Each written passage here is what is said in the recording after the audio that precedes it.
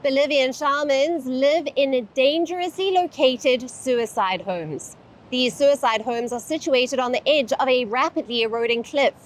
Climate change-induced heavy rains is accelerating erosion. The Bolivian shamans face eviction threat due to climate change. Now they face a difficult choice with their lives at stake. Shamans reluctant to leave their sacred land despite the danger.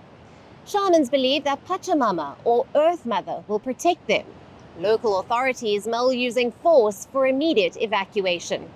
Alto's terrain continues to worsen due to climate change. An uncertain future, the fate of shamans hangs in the balance. In Bolivia's highland city of Alto, a terrifying sight unfolds. Homes, painted in vibrant colors, cling to the edge of a sheer cliff. The distance between these homes and the edge of the cliff is barely a few inches. A small mistake can cost one's life in the blink of an eye. This scenery is indeed mind-boggling. Even more shocking is the fact that people actually live in these gravity-defying homes, which are nicknamed suicide homes due to their dangerous location. Built on the edge of a rapidly eroding cliff, these suicide homes face an imminent threat. The cliff is eroding at an alarming rate. Heavy rains, intensified by climate change, are accelerating this process, putting the lives of the residents at risk. These homes are not just residences, but also sacred spaces. They serve as workplaces for the Aymara shamans, also known as Yatiris. These shamans perform rituals for the Pachamama or Earth Mother. But as the ground beneath them crumbles, the shamans face a difficult choice. They are facing eviction threat due to climate change, and local authorities want them to evacuate. But the shamans are not willing to comply. Despite the danger, they refuse to leave their homes and livelihoods. We are not going to move from this place because this is our everyday workplace. However, we will take care of the ground. We will push the rainwater elsewhere for it to flow quickly. They believe that by honoring Pachamama, they can protect their land and ensure their safety.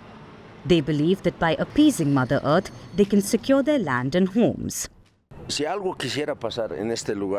If something might happen here, like a landslide, we can perform an offering ceremony. We do it as a payment, and this land will never move. Pachamama needs an offering, like food, and this place will not move. On the contrary, the place will stabilize.